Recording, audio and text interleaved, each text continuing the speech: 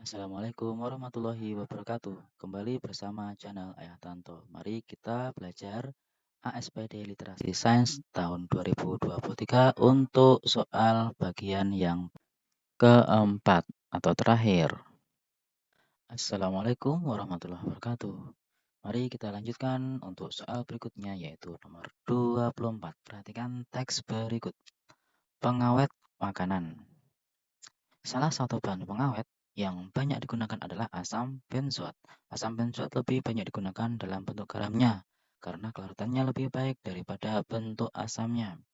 Bentuk garam dari asam benzoat yang banyak digunakan adalah natrium benzoat. Benzoat dan keturunannya dapat menghancurkan sel-sel mikroba. Natrium benzoat bekerja efektif pada pH 2,5 sampai 4 sehingga banyak digunakan pada makanan atau minuman yang bersifat asam. Benzoat sering digunakan untuk mengawetkan berbagai pangan dan minuman seperti sari buah, minuman ringan, saus tomat, saus sambal, selai, jeli, manisan, kecap, dan lain-lain. Studi menunjukkan bahwa natrium benzoat dapat meningkatkan risiko peradangan, stres, oksidatif, obesitas, ADHD, dan alergi. Jika natrium benzoat berubah menjadi benzena, ini akan memicu karsinogen. Dampak negatif yang merugikan kesehatan akibat mengkonsumsi bahan pengawet makanan yang berlebihan dalam jangka panjang meningkatkan risiko penyakit titik-titik. Yang di sini yang paling tepat adalah karena memicu karsinogen yaitu menyebabkan kanker. Jawabannya yang tepat adalah A. Selanjutnya untuk soal nomor 25. Perhatikan teks informasi berikut. Kenapa batangnya membengkok? Ini sekelompok siswa melakukan praktikum pengamatan perkecambahan pada tanaman. Mereka menanam biji dalam wadah yang diletakkan di pinggir jendela laboratorium. Setelah beberapa hari, biji-biji tersebut mulai berkecambah dan lama-kelamaan muncul helai daun seiring bertambahnya tinggi tanaman. Fenomena lain yang teramati pada pengamatan perkecambahan tersebut adalah bahwa posisi kecambah semua membengkok ke arah jendela. Fakta bengkoknya batang tersebut membuktikan bahwa makhluk hidup memiliki ciri. Yang tepat adalah C. Menanggapi rangsang di lingkungannya. Jadi rangsangannya berupa cahaya. Nah, gerak ini disebut dengan fototropisme. Berikutnya nomor 26. Nomor 26, perhatikan teks dan gambar berikut. Otot manusia. Otot manusia dibedakan menjadi 3 jenis yaitu otot luri, otot polos, dan otot jantung. Masing-masing memiliki karakteristik dan fungsi yang berbeda. Otot luri merupakan otot yang terletak pada rangka manusia dan menggerakkan rangka. Otot luri memiliki bentuk seperti serabut-serabut halus memanjang atau myofibril dan mengandung banyak inti sel. Otot ini bekerja di bawah kesadaran, sementara otot polos merupakan otot yang geraknya dikontrol oleh saraf tak sadar dan tidak terletak pada rangka. Otot polos ini menyusun organ-organ dalam tubuh dengan struktur berbentuk gelendong dan memiliki satu inti sel yang terletak di tengah. Yang terakhir adalah otot jantung yang hanya ditemukan pada dinding jantung. Otot jantung memiliki struktur seperti otot rangka namun membentuk anyaman karena adanya percabangan ya. Di sini perhatikan Dewi mengamati gambar otot dan membuat beberapa pernyataan sebagai berikut. Dari bentuknya, maka ini adalah otot polos. Ya. Jadi ciri-ciri yang benar terdapat pada pernyataan yaitu yang pertama benar, berinti satu dan berbentuk gelendong. Kemudian yang ketiga, otot yang diamati merupakan otot polos. Jadi jawabannya 1 dan 3. B. Berikutnya nomor 27. Perhatikan teks informasi berikut. Klasifikasi pada hewan. Alif mencatat ciri-ciri 4 hewan dan menuliskannya pada tabel berikut ini. Berdasarkan data pada tabel tersebut, hewan yang dapat dikelompokkan dalam kelompok yang sama adalah nomor titik-titik. Nah, di sini dari ciri yang diamati yaitu jantung. Yang hewan pertama memiliki 4 ruang, yang kedua 4 ruang juga, yang ketiga 4 ruang juga, yang keempat ini 3 ruang. Nah, sehingga karena di pilihannya itu ada 3 pilihan yang benar dari 4, maka jawabannya 1, 2, dan 3 jawabannya A. Kalau kita telusuri yang hewan pertama ini 4 ruang, jumlah ruang jantungnya 4 ruang, cara reproduksinya ovipar, alat geraknya 4 kaki pendek, penutup tubuhnya cangkang tebal. Ini ciri-ciri dari kelas reptilia ya. Contoh hewannya yang seperti ini adalah kura-kura. Yang nomor 2 juga masih reptilia. Contoh hewannya adalah ular ya, yang alat geraknya otot perut, jadi ular. Kemudian yang hewan ketiga, ini kulit tebal, ini adalah misalnya buaya. Jadi kura-kura, ular, dan buaya ini adalah reptilia. Sedangkan yang jantungnya memiliki 3 ruang, kemudian ovipar, alat geraknya 4 kaki, dan kulitnya tipis, ini adalah amfibia. Contohnya adalah katak. Berikutnya nomor 28. Perhatikan informasi berikut ini. Yogyakarta darurat air bersih. Perhatikan gambar, kemudian kita baca informasinya di sini. Berdasarkan informasi di atas, langkah yang bisa diambil untuk mengurangi dampak pencemaran air adalah titik-titik. Yang A, menghentikan aktivitas semua industri perhotelan di tengah pemukiman. Ini kurang memungkinkan. Nah, jadi yang paling tepat adalah yang B, melakukan pengolahan limbah dengan benar sebelum dibuang ke saluran air. Oke, kemudian berikutnya nomor 29. Perhatikan teks informasi berikut. Jaring-jaring makanan. Di sini disajikan ada jaring-jaring makanan yang masih rumpang. Di sini ada hewan nomor 1, 2, dan 3. Hewan yang sesuai untuk menempati posisi nomor 1, nomor 2, nomor 3 secara berurutan adalah dengan memilih hewan yang ada di sebelah kanannya. K, L, M, N, dan O. Mana yang paling tepat? Kalian jodoh-jodohkan di sini dari opsi A, B, C, sampai D di sini. Kita lihat untuk yang A ya. Yang A, yang nomor 1 ini terisi oleh K, belalang. Tidak mungkin ya, karena tikus kok dimakan belalang. Jadi salah. Yang B, saya hapus dulu. Yang B, yang nomor 1 diisi oleh M itu ayam. Yang K, yang nomor 2, belalang. Dan yang nomor 3, L itu ulat. Nah, belalang biasanya menempati di konsumen yang pertama karena memakan tumbuhan. Jadi ini masih kurang tepat. Kita hapus lagi.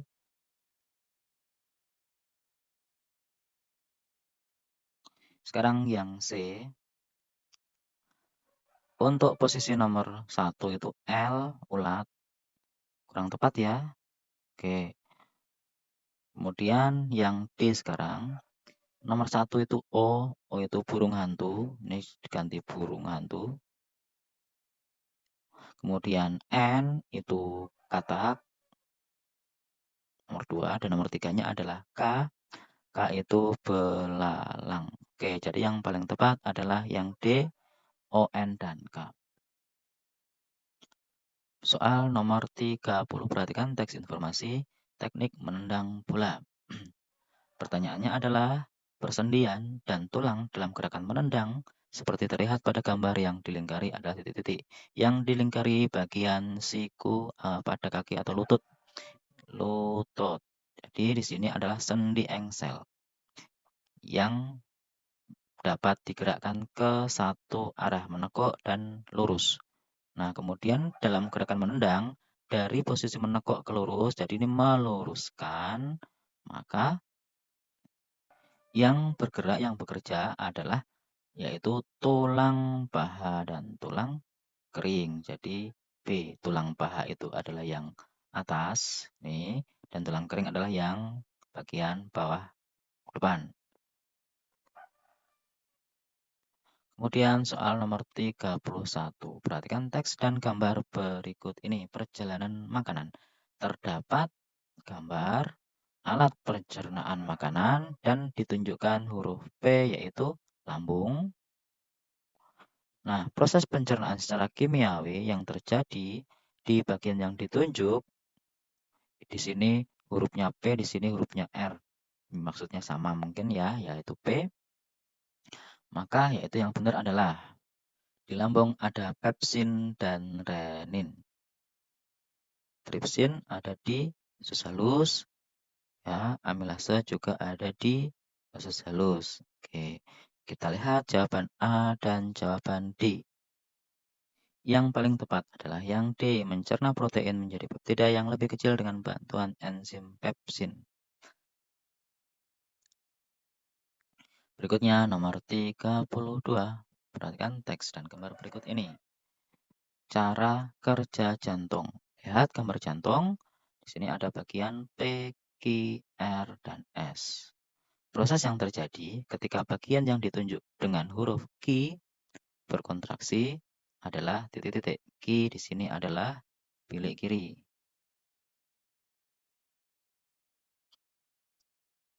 Nah, yang bagian kiri ini darah kaya oksigen. Jadi, salah ya.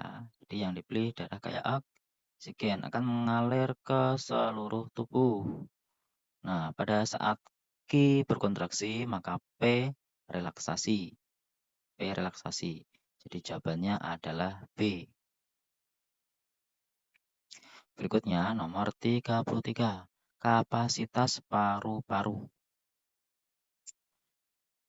Perhatikan di bagian bawah ada grafik hasil pengukuran kapasitas orang dewasa, kapasitas paru-paru orang dewasa. Ketika Pak Ari sedang olahraga, beliau menarik napas sedalam-dalamnya. Berdasarkan informasi dan grafik tersebut, volume udara yang tepat terkait aktivitas Pak Ari adalah titik-titik. Jadi grafik ini perlu diketahui yang grafik pendek ini adalah volume udara tidal pada saat bernapas biasa.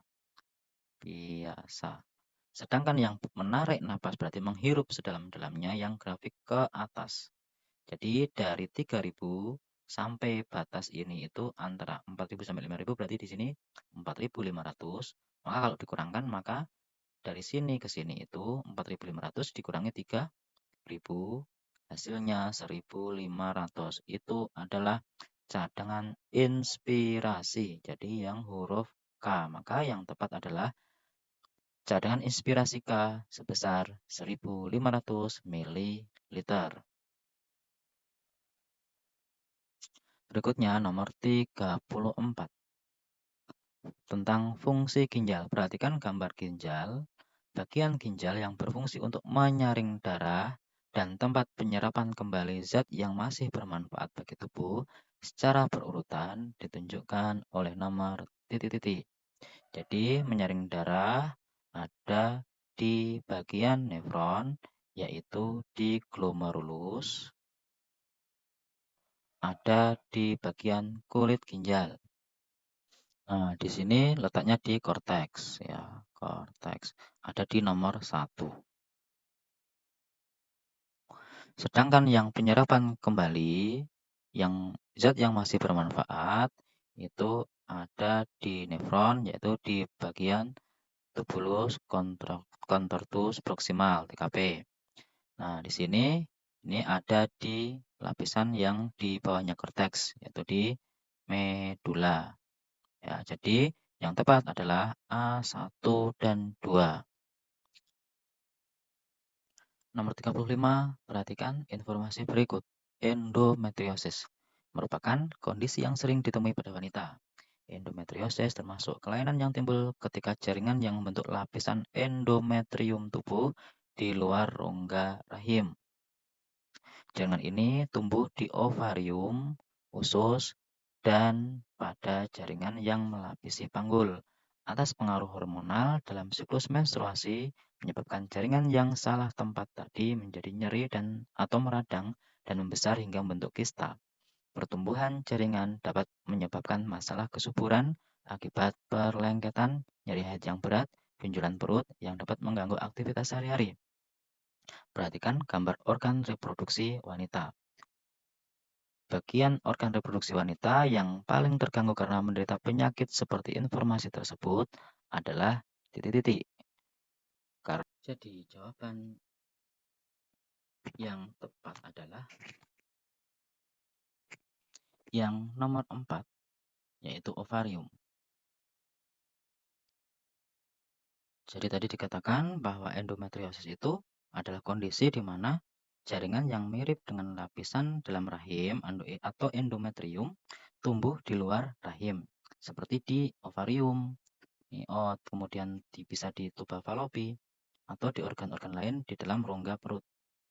Nah, saat menstruasi, jaringan ini juga ikut mengalami perubahan dan pendarahan, menyebabkan peradangan, pembentukan jaringan perut, dan perlekatan organ-organ di sekitarnya. Adapun dampak utamanya yaitu bisa pada rahim pun juga bisa, yaitu di nomor 2, itu dapat menyebabkan nyeri saat menstruasi, nyeri panggul kronis, dan perdarahan abnormal.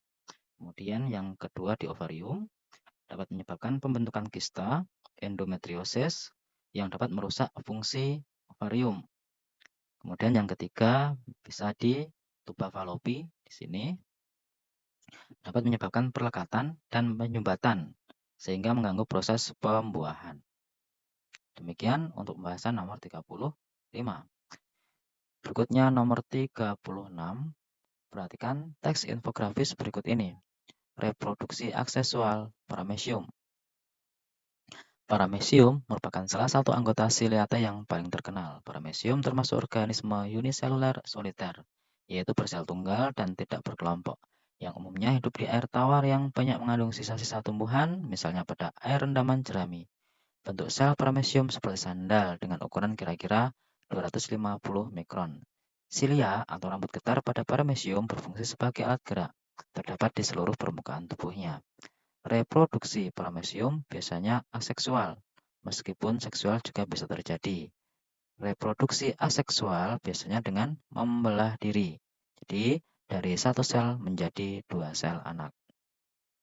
Hewan lain yang memiliki cara reproduksi aseksual menyerupai paramecium, yaitu dengan membelah diri, yaitu yang benar adalah Euglena.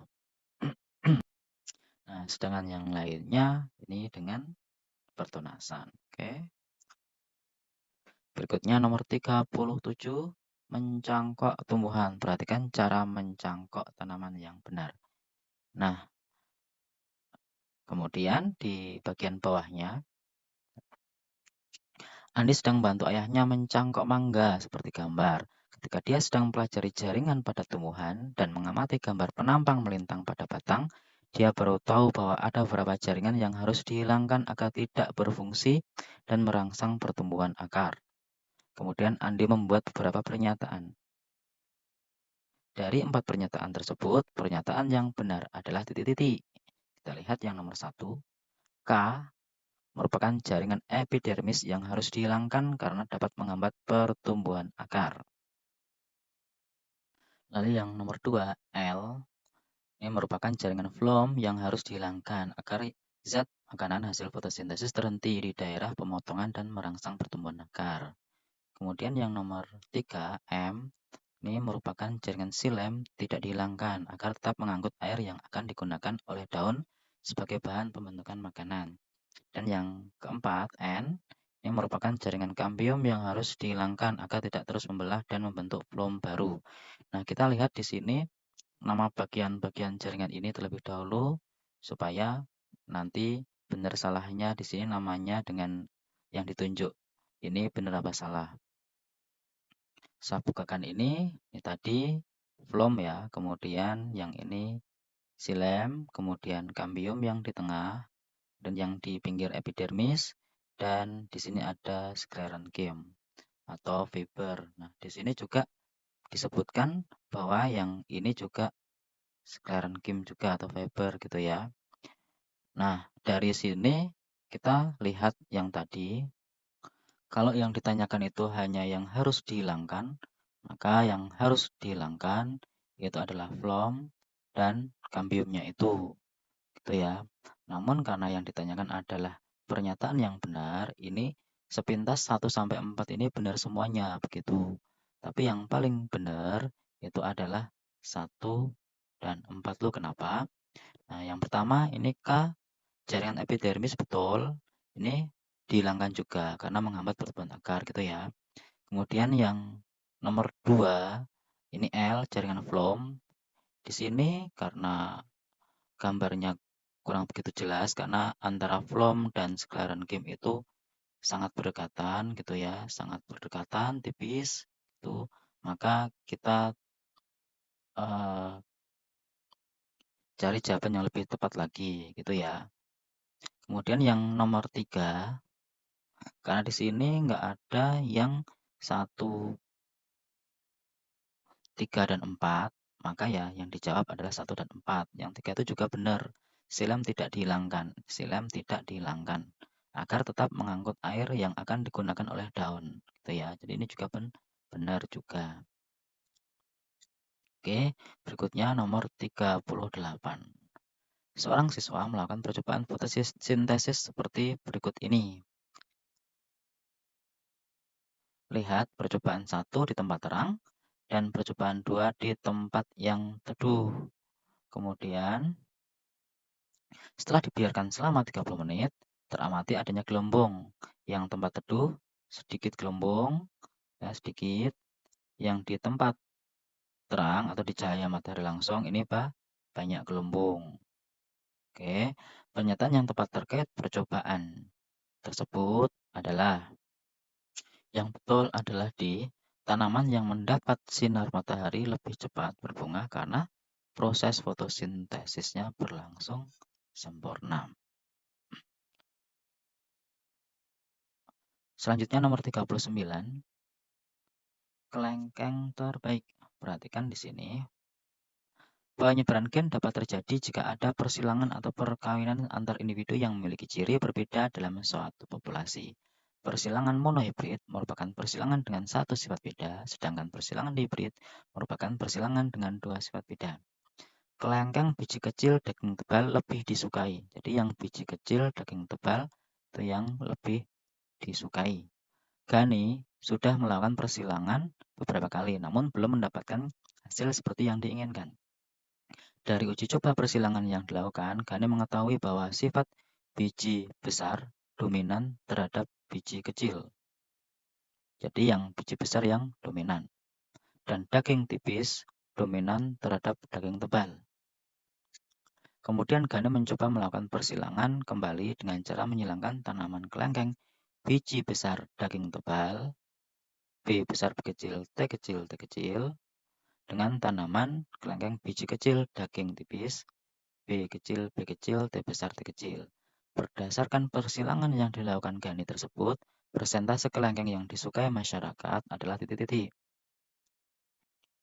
Kita silangkan di sini B besar B kecil T kecil T kecil, yaitu biji besar daging tebal, biji besar daging tebal disilangkan dengan B kecil T besar T kecil, yaitu biji kecil daging tipis. Maka kemudian yang berikutnya kita lihat gametnya. Di sini ada B besar T kecil dan B kecil T kecil.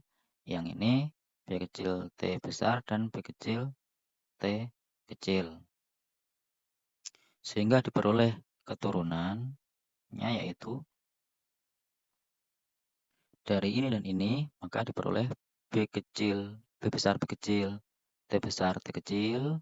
Kemudian dari 1 dan 4 diperoleh B besar B kecil, T kecil, T kecil. Kemudian 2 sama 3 diperoleh B kecil B kecil, T besar T kecil. 2 dan 4 diperoleh B kecil B kecil, T kecil T kecil. Kita lihat yang disukai masyarakat itu adalah yang di sini tadi yang biji besar itu yang dominan tadi B, di B besar biji besar.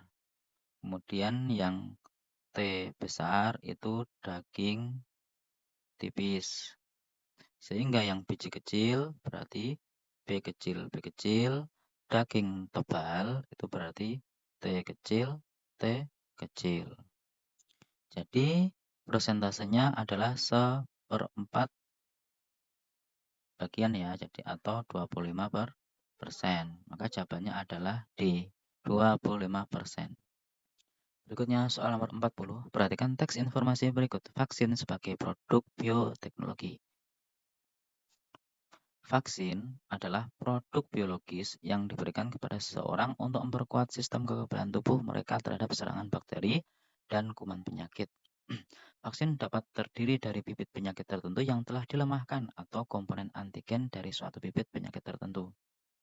Santria Pramanda, anggota Departemen Bioteknologi di Indonesia, International Institute for Life Science, menyatakan bahwa pengembangan vaksin terkait erat dengan bioteknologi. Teknik bioteknologi modern seperti rekayasa genetika dan kultur sel memungkinkan pengembangan vaksin yang efektif, cepat, dan ekonomis. Teknologi DNA rekombinan memungkinkan antigen bibit penyakit tertentu diproduksi dalam sel inang yang tidak berbahaya.